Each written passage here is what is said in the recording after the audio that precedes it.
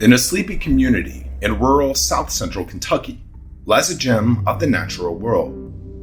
Mammoth Cave, outside Cave City, Kentucky, was officially recorded as the longest cave system in the world when 65 miles of caves were mapped and surveyed in 1969. In 2021, there were officially 420 miles of surveyed and mapped caves in the Mammoth Cave system.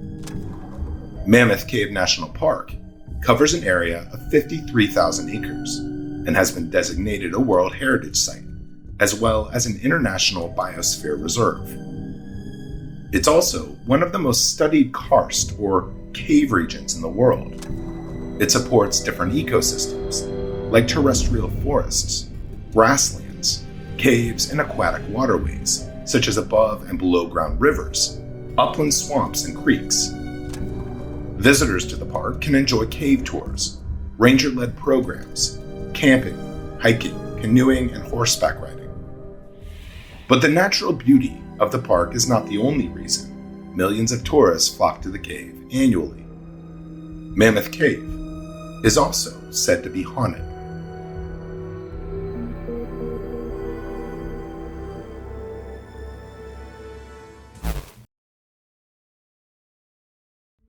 The limestone in the area was formed between the Mississippian and Pennsylvanian periods.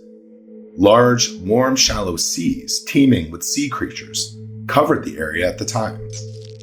Once the seas dried, however, they left behind the limestone deposits from ancient coral reefs that have since been carved into caves from the raw power of running water.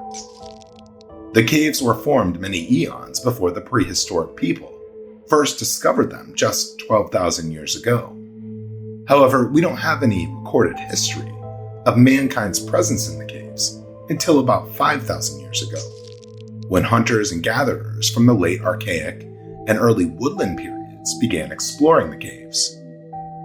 By 1200 BC, these prehistoric people were mining gypsum, epsomite, and other minerals from the walls of the caves, and they did this by scraping the minerals with mussel shells into containers.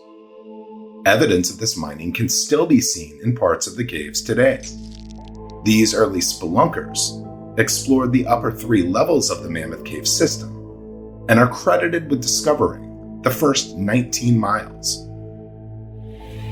But these early explorers were not the only people to trek the caves. By the 19th century, the caves were more thoroughly explored and mined. During the War of 1812, enslaved African Americans were sent into the caves to mine saltpeter for the production of gunpowder. After the war, Mammoth Cave became a tourist attraction. And once tourists began trampling around in substantial numbers, the mummified corpse of a woman was found in the cave. Officials had no idea who she was, but estimated that she was about 1,000 years old. And judging by the way her body was preserved and how it was adorned, she was very well respected. Since the 1800s, 4 more bodies had been discovered in the caves, many of which were originally on display in the early years of tourism. The same African American slaves responsible for mining saltpeter became so familiar with the passages within, they would ultimately become the first tour guides. As more and more tourists flocked to the region, hotels and lodging sprung up in the area to accommodate the droves. In 1839, Dr. John Croghan of Louisville heard stories of how, quote, refreshed tourists and guides felt after being in the caves for a while. Animals did not decay inside the caves either. Dr. Croghan had tuberculosis, which was not well understood at the time. But he thought that the moist air and constant temperature inside the caves could prove to be restorative and therapeutic for tuberculosis patients. He purchased the cave property for around $10,000. By the winter of 1842, he had convinced 16 patients with tuberculosis to go into the caves to try to cure their disease. Slaves built small huts for sleeping quarters and an experimental hospital treatment facility deep inside the cave. there was an open area where some of the cooking would take place. Oddly enough, some tourists were still exploring the caves during this time. Tourists would report seeing gaunt figures slowly walking around corners, and often reported hearing coughing and wheezing echoing throughout the caves. During the experimental tuberculosis treatment, one patient got fed up and left the caves altogether. At first, the experiment seemed promising, so Croghan began working on plans to build a hotel inside the cave for tuberculosis patients. However, as the months wore on, patients' lungs deteriorated in the damp conditions. Chambers were constantly filled with smoke and ash from the lard oil they used for light and fires. Most meals were prepared by slaves and brought into the cave. By the spring of 1843, after 5 months inside the cave, 5 patients had died of their disease, and Dr. Croghan decided to end the experiment. All 16 participants eventually succumbed to their illness, with Dr. Croghan passing away in 1849. This experiment became called the finest example of authentic 19th century quackery. After Dr. Croghan's failed TB hospital, the land changed hands a few times, but the tourists kept coming. By the early 1900s, even African Americans began coming to see the caves as well. A former tour guide, Matt Bransford, and his wife Zemi opened up the Bransford Summer Resort for African Americans. This was the first time in Mammoth Cave history that African American tourists could enjoy the cave with the same comforts as white tourists. The Bransford Summer Resort was a 14-room hotel that remained in operation until the Bransfords sold the property for $3,000 in 1934. This was to make way for the newly appointed Mammoth Cave National Park. Between 1933 and 1942, the Civilian Conservation Corps, or CCC, worked throughout the new park to prepare it for the tourists, including building new roads, planting trees, creating trails, etc. There were 4 camps of the CCC. Camp number 1 was entirely made up of African Americans who worked mostly inside the caves, improving the trails that are still in use today. The CCC was disbanded in 1942 when Congress diverted the money to fight World War II. But the history of Mammoth Cave wouldn't be complete without mention of the Kentucky Cave Wars of the 1920s. Mammoth Cave was one of the most profitable tourist attractions in the area because of its accessibility and proximity to lodging. However, Floyd Collins owned the nearby Crystal Cave. Crystal Cave was hard to find, and Collins was losing money hand over fist to Mammoth Cave. Collins decided to try to excavate an entrance to a more accessible cave, Sand Cave, to compete. During this shoddy excavation, a huge boulder came loose and pinned Collins' leg. This triggered one of the nation's first morbid media frenzies. Newspapers and radio carried constant updates on Collins' condition. Tourists began flocking to see the entrapped Collins. Some wished him well, some prayed for him, and some just came to gawk. Wanting to cash in on the hysteria, hamburger and hot dog stands popped up to feed the hungry tourists. They even started selling souvenirs. All of this craziness was going on while rescuers tried in vain to release Collins' leg from the boulder. And if that wasn't bad enough, another cave-in occurred and separated Collins from the rescuers. Rescuers could not get medical treatment to him, and after a harrowing 2 weeks, Collins finally died from exposure.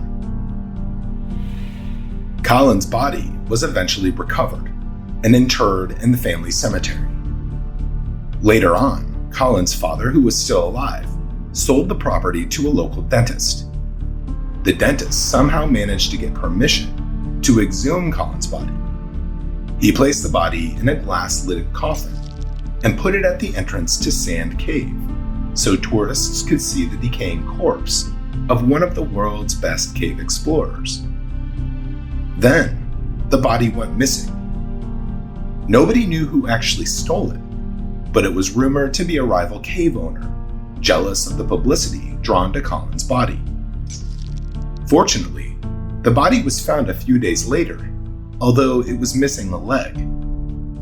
The body was placed back into the coffin and was still on display up until Mammoth Cave National Park bought Sand Cave in 1961 and closed it to tourism.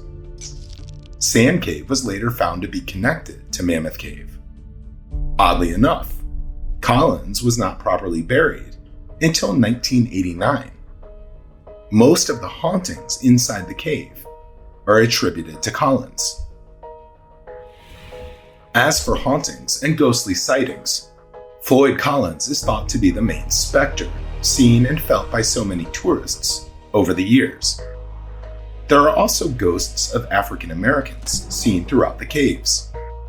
Tourists have reported the ghost of a Caucasian woman with dark hair, tied up in a bun, seen throughout the park itself. While African Americans were mining saltpeter, they often held church services in a large cave room now called the Methodist Church. Tourists have reported hearing voices and singing near that room. There have been over 150 documented paranormal events throughout the park and caves, making Mammoth Cave the most haunted natural wonder in the world. People have seen ghosts, heard voices, been touched, hit, pulled on, and even caught when stumbling. The reports are not just from tourists either. Many park employees and guides have had experiences as well. With nearly 5,000 years of human history, it's no wonder that Mammoth Cave is thought to be haunted. Paranormal researchers believe that limestone and water are conduits for energy required for the manifestation of apparitions. Over the many years of mining and slavery, residual energy is thought to imprint on the rock itself. And there has to be some leftover energy from Dr. Krogan's underground tuberculosis hospital. With such an interesting and varied history, Mammoth Cave will surely be surprising visitors for many generations to come. My name is Scott, and thank you so much for watching. We're a group of curious and passionate humans creating documentary-style content for those who share our curiosity, ask questions, and seek to dig deeper in a world where almost everything isn't quite what it seems. We are Mystery Syndicate. If you like what we do, please consider subscribing to our YouTube channel, leave a comment, and give this video a like. And to be notified when we post new videos, hit that notification bell. Also, check us out on Facebook, Instagram, Twitter, TikTok, and for exclusive merchandise and our blog, visit our website at www.mysterysyndicate.com. And for those that wish to support our channel, please visit Mystery Syndicate on Patreon. We have a variety of new patron tiers with tons of great benefits. If you want to see your name on a future video, be sure to check it out. From all of us at Mystery Syndicate, thank you again. We sincerely appreciate your support.